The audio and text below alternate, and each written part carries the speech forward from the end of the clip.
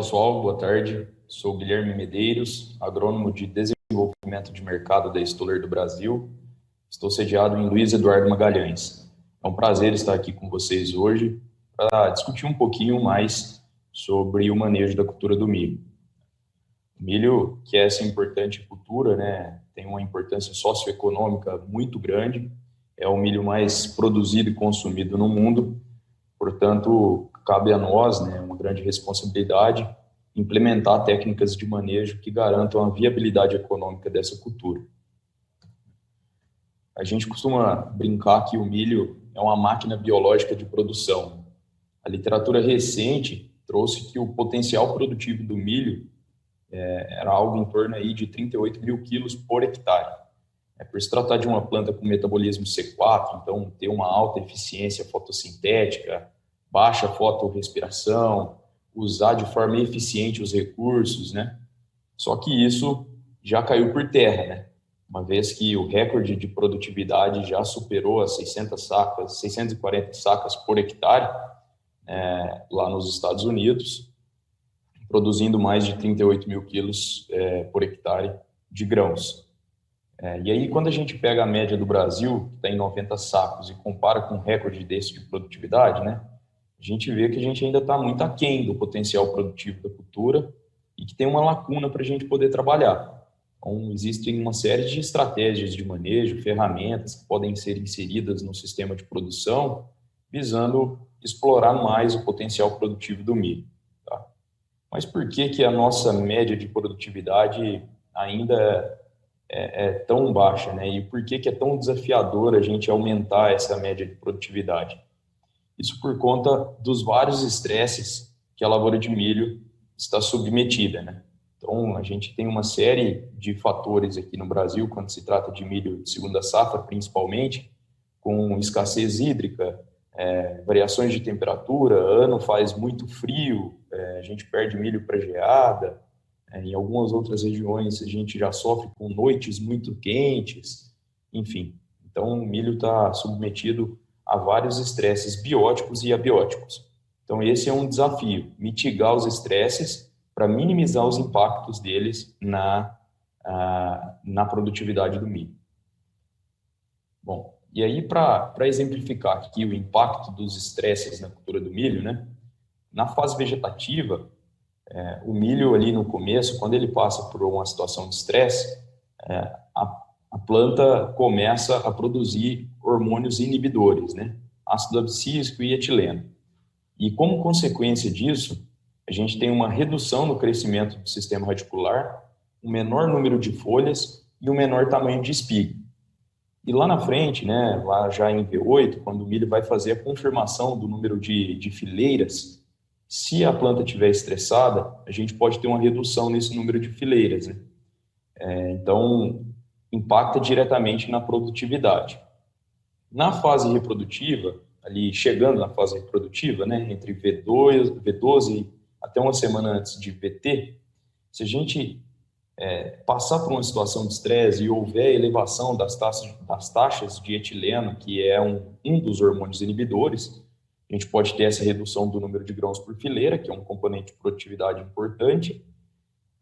15 dias antes e 15 dias depois ali do pendoamento, a gente pode afetar o sincronismo do pendão e espiga, prejudicando a polinização, formando aquela conhecida chupeta, né? Falta de grãos ali na ponta da espiga.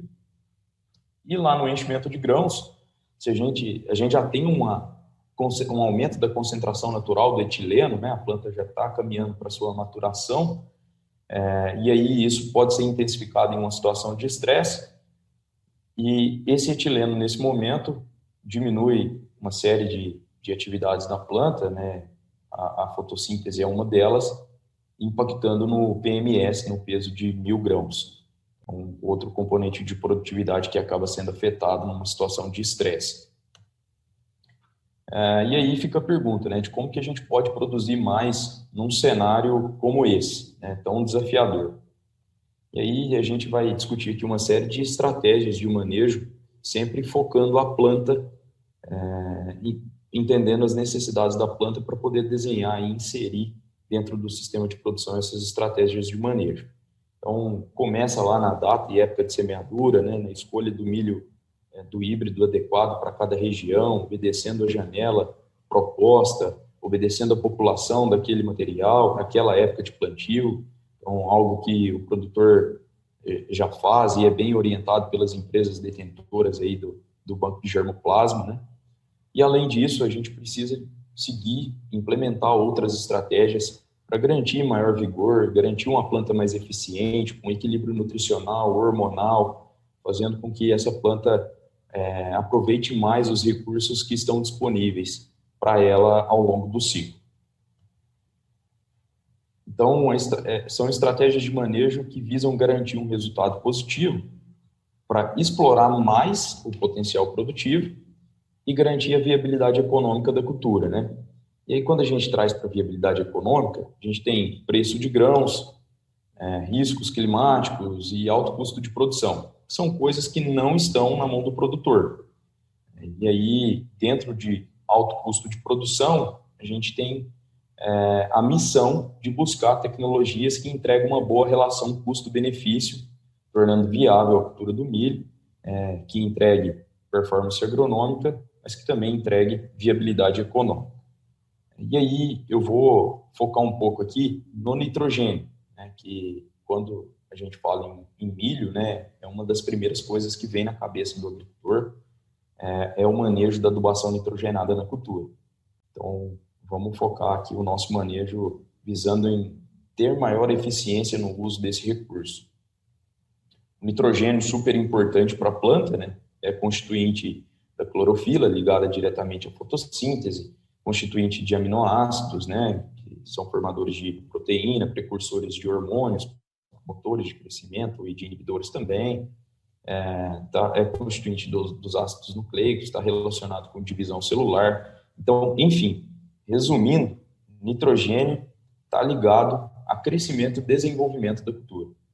Então, não à toa, é o macronutriente, é o nutriente mais exigido pelas culturas e no milho não é diferente. E aí, aqui só para a gente ter uma noção aqui, que o nutriente nitrogênio, né, ele é exigido ao longo de todo o ciclo. Então, não tem uma fase que demanda mais ou menos, né? À medida que a planta vai se desenvolvendo, a gente vai tendo o acúmulo do nutriente aqui. Então, é importante fornecer nitrogênio ao longo de todo o ciclo da cultura para que ela mantenha seus processos fisiológicos ativos. E o fornecimento de N, ele é feito através da adubação mineral ou através da fixação biológica de nitrogênio. Então, a gente procura sempre olhar para a planta, após definir de que forma que nós vamos fornecer esse nitrogênio, para ver se ela está com um sistema radicular adequado, se há o equilíbrio nutricional e hormonal, para ela aproveitar melhor esse recurso que está sendo disponibilizado para ela e ter uma planta com eficiência fisiológica.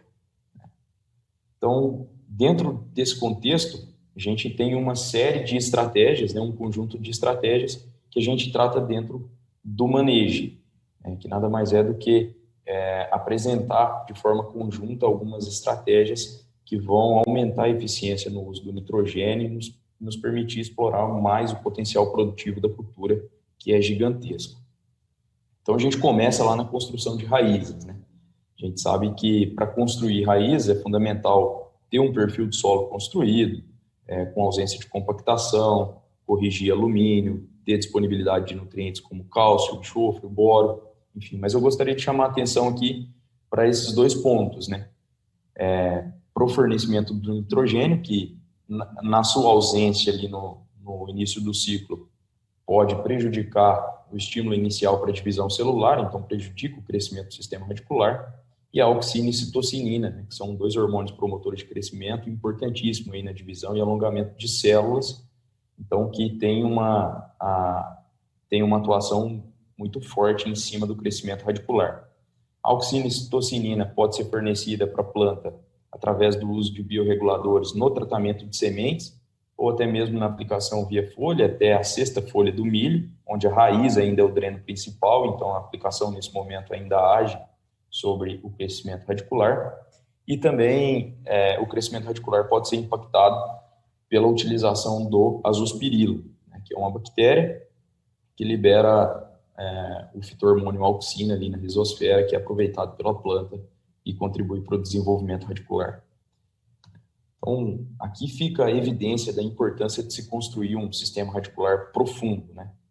A gente pega aqui o valor de capacidade de água disponível médio dos solos do Brasil, que está entre 0,6 e 0,8 milímetros, né? A gente chega à conclusão que a cada 10 centímetros de profundidade, a gente consegue armazenar aí, em média, 7 milímetros de água. Então, aprofundar essa raiz é fundamental para a gente ter maior disponibilidade de água. Então, pensando no cenário de milho safrinha, né, é uma estratégia fundamental, é chave para o sucesso a gente construir um sistema radicular profundo, eficiente, a fim de explorar um maior volume de solo, tendo água e nutriente disponível para a cultura. Aqui fica a evidência, né, de que mesmo a aplicação lá via folha, a gente consegue entregar um incremento na produção do sistema radicular e já começa a trabalhar um outro ponto que nós vamos tratar adiante, que é a massa seca de caule aqui, que nada mais é do que o diâmetro de caule, uma estrutura de reserva importantíssima para a cultura do milho. Então, o uso de hormônios promotores de crescimento em concentrações adequadas, né, no balanço adequado, tanto na semente quanto na folha, contribui muito para o desenvolvimento do sistema radicular. Outra estratégia é garantir o alto vigor, né, dessas plantas. Então, usar sementes de qualidade, cuidar com a operação da semeadura adequada, né, velocidade de plantio, profundidade, se atentar a esses fatores. Usar o nitrogênio no suco de semeadura, se não for possível usar, tentar antecipar a adubação de cobertura ali já a partir da segunda folha aberta, né, e usar o azospirilo no TS, que já vai fornecer nitrogênio para a cultura desde o seu início ali do desenvolvimento e ao longo de todo o ciclo, né? Além disso, vai contribuir para o crescimento do sistema radicular, como nós já falamos, e também com a sanidade das raízes, uma vez que ele vai impedir, dificultar a aproximação de organismos patogênicos próximo às raízes.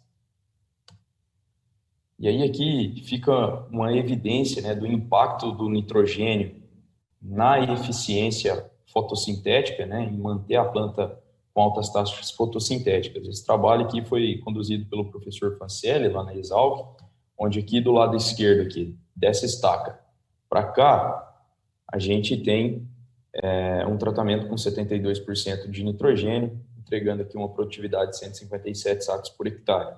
Para cá, a gente associou essa mesma quantidade de nitrogênio ao azospirilo, né? Além do incremento de produtividade aqui, é fácil de a gente notar a diferença no bacheiro da planta, na tonalidade de verde, mostrando que essa planta está fisiologicamente mais ativa do que essa de cá. Então, com alta taxa fotossintética, até a intensidade do verde aqui é diferente. O azospirilo, ele não fornece todo o nitrogênio necessário para a cultura do milho, mas vai fornecer nitrogênio ao longo do ciclo, né, que é fundamental para a gente explorar mais o potencial produtivo da cultura.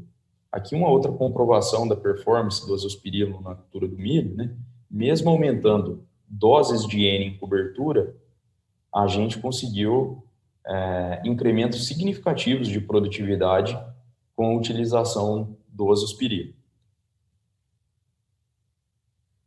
Bom, manter a alta taxa fotossintética não é só adubação nitrogenada, né? Ela é super importante, mas a gente tem outros fatores também.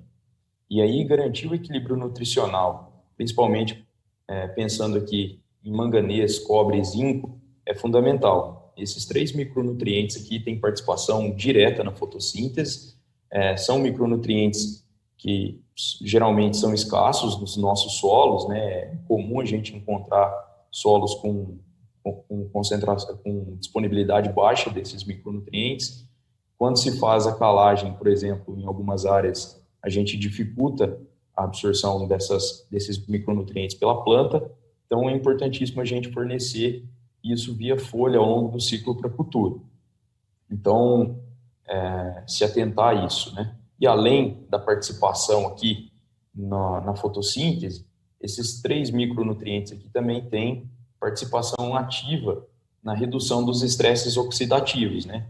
Eles ativam algumas enzimas que atuam nesse sentido, limpando essa sujeira oxidativa da planta. Então, é importante se atentar ao fornecimento ao longo do ciclo. Além disso, o molibdênio, outro micronutriente super importante quando a gente pensa em eficiência do uso do N. Não adianta nada a gente caprichar lá na adubação nitrogenada, utilizar o azospirilo, se a gente não entregar para a planta concentrações adequadas de molibdênio ao longo do ciclo. O molibdênio, ele ativa 2 enzimas que são fundamentais no processo de metabolismo do N. Ele participa da ativação da nitrogenase, então é importante para o N que vai vir da FBN, e participa também da ativação da redutase do nitrato, muito importante para ativação, para aproveitamento do nitrogênio que vem da adubação mineral. Então, se atentar ao fornecimento de molibdênio é chave para a gente poder aproveitar mais o recurso nitrogênio que está sendo disponibilizado para a planta ao longo do ciclo. E aí uma outra estratégia de manejo é garantir as reservas, né? Como eu disse lá atrás, o uso de biorreguladores em concentrações e balanço adequado, ele contribui para aumentar o diâmetro de como, né? Aumentar o entrenó. Então, a gente consegue ter mais fotoassimilado depositado aqui, e esses fotoassimilados eles serão importantíssimos para a manutenção das folhas e para o enchimento de grão lá na frente. Então, a utilização desses biorreguladores visando aumentar as reservas da planta é fundamental. Distribuição espacial correta de plantas, né? Se atentar com população e plantabilidade. Os colegas já falaram bastante aqui de entrar com a lavoura no limpo, fazer um adequado manejo de plantas daninhas, então é importante para evitar essa competição, e se atentar ao fornecimento dos nutrientes que estão envolvidos no fluxo de carboidratos na planta, né?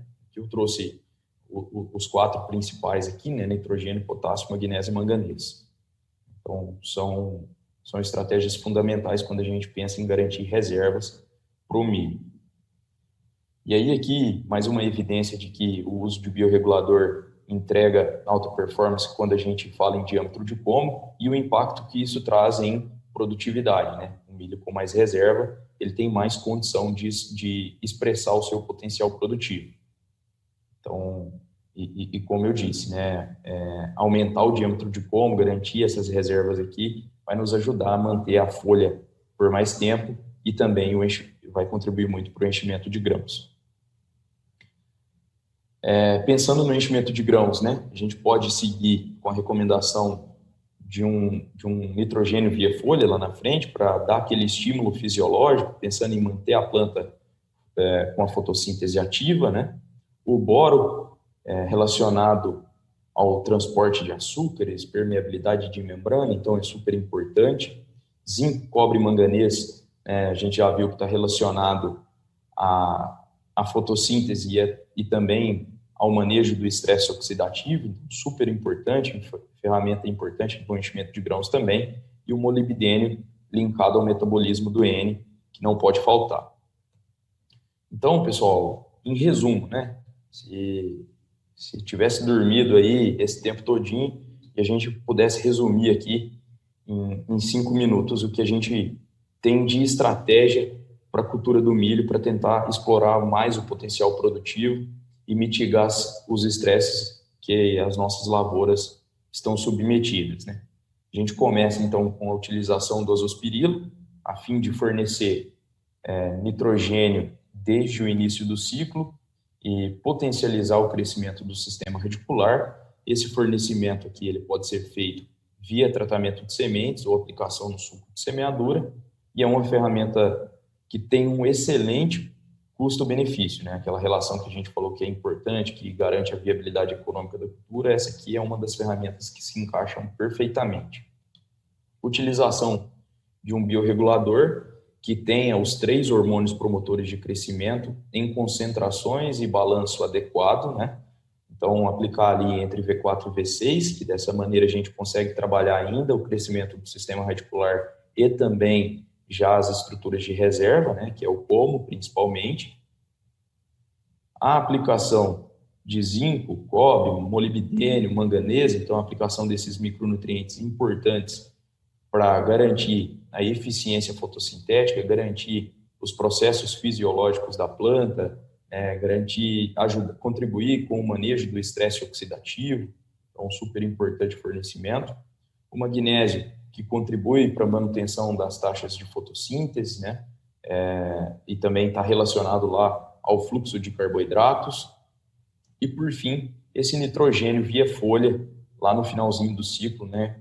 Com o intuito de dar esse estímulo fisiológico para manter a fotossíntese bombando, fazendo com que a planta produza mais açúcar e tenha mais condições de encher grão, de expressar mais do seu potencial. Então, em resumo, era o que eu tinha. Fica aqui o meu agradecimento pela oportunidade e o meu contato. Sigo à disposição de todos vocês e desejo um excelente evento a todos. Muito obrigado, um grande abraço.